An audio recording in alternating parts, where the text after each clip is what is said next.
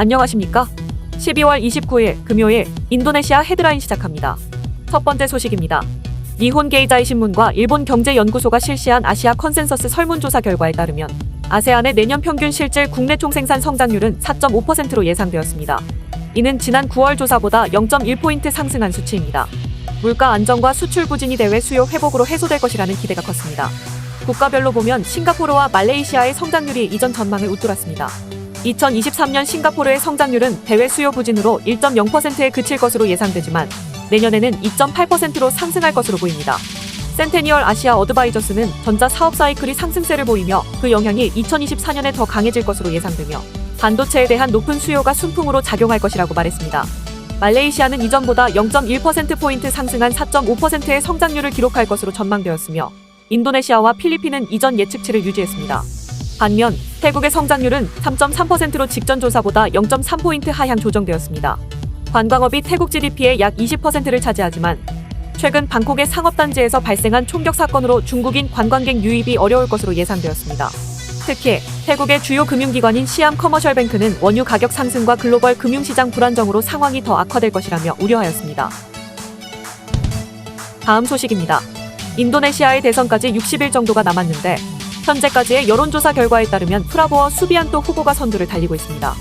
여론조사는 대부분의 경우 프라보워 후보가 선거에서 승리하여 조코위 대통령의 뒤를 이어 인도네시아의 8대 대통령이 될 가능성이 높다고 예측되고 있으며 투쟁민주당은 25년 만에 선거에서 패배할 것으로 예상되고 있습니다. 특히 여당 연합의 모든 후보가 지지하는 가운데 프라보워 후보의 지지자들은 그가 첫 투표에서 50% 이상의 득표율을 얻을 수 있을 것이라는 기대감을 품고 있습니다. 이러한 기대가 과연 실현될 수 있을지 아니면 2014년과 2019년 선거에서처럼 프라보워가 또다시 패배를 맞이하게 될지에 대한 관심이 모아지고 있습니다. 참고로 인도네시아 대선에서는 후보가 과반수 이상의 득표를 얻지 못한 경우 득표수가 가장 많은 두 후보가 두 번째 투표에 진출하게 됩니다. 따라서 첫 투표에서 과반수 이상의 득표를 얻는 것은 매우 중요한 요소입니다. 현재까지의 여론조사 결과를 바탕으로 보면 지금의 추세가 계속된다면 프라보워 후보가 첫 투표에서 과반수 이상의 득표를 얻을 가능성이 높아 보입니다. 물론 선거 운동 기간 동안 후보들의 전략이나 유권자들의 선호도 변화 등 다양한 요소가 결과에 영향을 미칠 수 있기 때문에 선거 결과를 예측하는 것은 어렵지만 프라보워 후보가 첫 투표에서 과반 득표를 기대하는 분위기가 형성되고 있습니다. 다음 소식입니다. 인도네시아의 경제 전망에 대해 논의하고 경제 동향, 도전 과제 및 기회 등을 분석하는 아웃룩 인도네시아 세미나가 개최되었습니다. 참고로 해당 세미나는 인도네시아 경제의 다양한 측면을 포괄하며 경제 전문가, 학계, 정부 그리고 민간 부문의 다양한 이해관계자들이 참석하여 주요 이슈와 정책에 대한 토론을 통해 국가 경제에 대한 중요한 결정을 돕기 위해 개최됩니다. 해당 행사에서 경제조정장관 아이르랑가 하르타르토는 국가 경제의 회복력을 낙관하며 모든 이해관계자가 성장에 기여할 수 있기를 기대했습니다. 이어 인도네시아는 사회 각계각층의 지원을 받으며 국가 경제의 회복력을 유지해왔으며 특히 인도네시아 경제는 8분기 연속 5%대 성장률을 기록하며 양호한 성장세를 보였다고 말했습니다. 또한 2023년에는 5.1%, 2024년에는 5.2% 성장할 수 있을 것으로 낙관하고 있다고 장관은 말했습니다. 그러나 그는 원자재 가격 변동성, 선진국의 통화 정책 긴축, 글로벌 공급망 붕괴, 기후 변화로 인한 식량 및 에너지 안보의 취약성 등 새로운 리스크에 대한 경계를 당부했습니다. 조코위 대통령은 인도네시아가 계속해서 도전을 기회로 전환하여 국가 경제 성장을 지속하고 회복력을 강화할 수 있을 것으로 낙관했습니다. 이어 인도네시아의 2024년 경제 전망은 매우 낙관적이라며 중요한 것은 지속적인 노력, 정부와 민간 부문의 시너지 효과, 그리고 지속 가능한 작업이라고 강조했습니다. 한편 아이르랑가 장관은 성장 목표를 달성하는 데 세 가지 경제 동력을 동원하고 극대화해야 한다고 강조했습니다. 그는 기존의 경제 동력을 활성화하고 그 역량을 확대해야 하며 새로운 경제 동력은 다양한 경제 분야에서 디지털 애플리케이션과 인공지능의 적용, 반도체 산업의 발전, 녹색 경제 및 재생 에너지의 발전 등을 통해 향후 경제 성장의 동력 역할을 할 것이라고 덧붙였습니다. 다음 소식입니다. 최근 인도네시아 국영 건설사인 위자야 카리아의 주가가 급락했습니다. 이는 국영 기업이 조코위 대통령의 국가 인프라 계획을 실현하기 위해 투입되면서 직면한 위험을 재조명하게 되었습니다. 또한 이는 부채 구조 조정을 진행 중인 다른 국영 건설사인 와스키타 카리아의 실패에 이어 일어났습니다. 특히 위카는 이슬람 율법을 준수하는 채권인 수쿠쿠의 원금 상환 기한을 놓치면서 주가가 급락했습니다. 이는 이전에도 부채 상환에 대한 유예를 요청한 적이 있는 위카의 재무 상태가 심각해졌음을 보여주는 사례입니다. 위카의 주가 하락은 2023년 3분기에 5조 8,800억 루피아의 순손실을 기록한 이후 투자자들의 신뢰를 잃은 결과입니다. 실제로 위카의 재무 상황 악화는 2020년에 순이익이 1,850억 루피아로 92% 급락한 것에서부터 관찰되었습니다.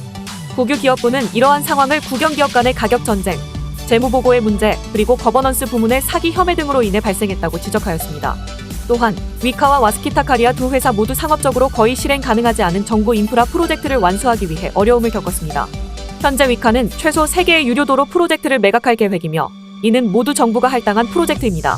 이러한 상황을 고려하여 국유기업부는 위카의 구조조정을 위한 노력을 강화해야 하며 국영기업들이 재정 균형을 유지하기 위해 자산을 쉽게 매각할 수 있도록 정부의 지원이 필요하다는 주장이 제기되었습니다. 다음 소식입니다. 현대자동차 인도네시아 공장이 수출기지로 자리매김하였습니다. 인도네시아 정부의 적극적인 자동차 수출 지원과 전기차 핵심 수출 거점으로 낙점된 만큼 앞으로 수출량은 더욱 증가할 전망입니다. 지난 20일 인도네시아 자동차 산업협회에 따르면 지난달 현대자동차 공장에서 생산된 차량 중 5,992대가 수출되었습니다. 이는 인도네시아 전체 자동차 수출량의 14.2%를 차지하며 현지에서 활동하는 완성차 업체 중 세 번째로 많은 수치입니다. 같은 달 인도네시아 자동차 수출 규모는 총 42,129대로 집계되었습니다. 1위는 토요타가 차지하였고 아스트라 다이하츠 모터가 2위, 미쯔비시가 3위, 스즈키가 5위에 이름을 올렸습니다. 인도네시아 정부는 올해 수출 목표를 50만 대로 설정하였고 완성차 업체들의 자동차 수출을 지원하는 데 적극 나서고 있습니다. 참고로 올해 11월까지의 누적 수출량은 46만 8,595대로 93개국으로 수출되었습니다. 특히 현대자동차 공장의 활약이 기대되고 있습니다. 인도네시아 정부가 현대자동차 공장을 전기차 핵심 수출 거점으로 지정한 만큼 현지 부품 조달 최적화와 현지 기업과의 파트너십 체결 우선권이 부여되었기 때문입니다. 한편 인도네시아는 풍부한 노동력과 거대한 소비 시장이 형성될 가능성이 높습니다. 작년 기준 1인당 GDP는 4,350달러로 전년 대비 11% 증가하였으며 중산층 소비 구매력 증가, 도로 인프라 개발, 세계 최대 니켈 매장량 등이 맞물리면서 신흥 전기차 시장으로 주목받고 있습니다. 다음 소식입니다. 롯데정보통신의 자회사 EV시스가 산업통상협력개발 지원 사업을 통해 인도네시아의 전기차 충전 인프라를 조성하며 동남아 충전 시장에 진출한다고 20일 발표하였습니다. 올해 11월 EV시스는 한국자동차연구원의 산업통상협력개발 지원 사업인 인도네시아 충전 시스템 및 인프라 조성 프로젝트를 수주하였습니다. 해당 프로젝트를 통해 EV시스는 앞으로 3년 동안 인도네시아의 초급속 충전기와 완속 충전기 약 70대를 순차적으로 보급할 예정입니다. 이달부터 인도네시아 공공기관, 국영주유소, 복합충전소 등 총 14곳의 초급속 충전기와 완속 충전기, 그리고 시스템을 설치하여 운영할 계획입니다. 참고로 EV시스가 제공하는 초급속 충전기는 인도네시아의 기후를 고려하여 고온 손상 방지 기술과 침수 센서를 적용하였습니다. 완속 충전기는 유럽 CE 인증을 받은 22kW 충전기로 EV시스만의 독점 모델이며 국내 완속 충전기보다 3배 빠른 충전 속도를 제공합니다. EV시스의 오영식 대표이사는 2024년을 북미, 일본, 동남아 등 글로벌 진출 원년의 해로 삼아 새로운 시작을 알릴 것이라며 각 나라의 특화된 서비스와 제품으로 글로벌 고객의 충전 편의성을 제고하고 EV시스의 기술력을 알리겠다고 밝혔습니다. 다음 소식입니다. 인도네시아의 한 니켈 재련소에서 발생한 폭발 사고로 수십 명의 사상자가 발생했습니다. 지난 24일 현지 언론 등에 따르면 이날 오전 5시 30분경 중부 술라웨시주 모로왈리 산업단지에 위치한 니켈 재련소에서 폭발 사고가 발생.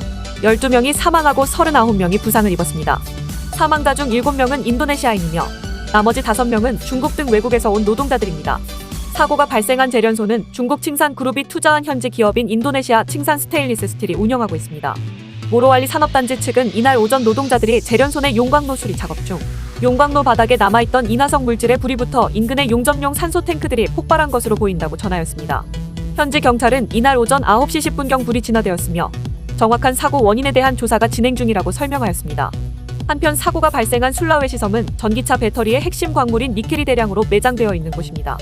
인도네시아 정부는 니켈 가공 산업을 발전시키기 위해 니켈 광물 수출을 금지하고 있으며 이에 따라 중국계 기업들은 대규모 투자를 통해 이곳에서 여러 니켈 정제련소를 운영하고 있습니다. 시청해주셔서 감사합니다. 다음 시간에 뵙겠습니다.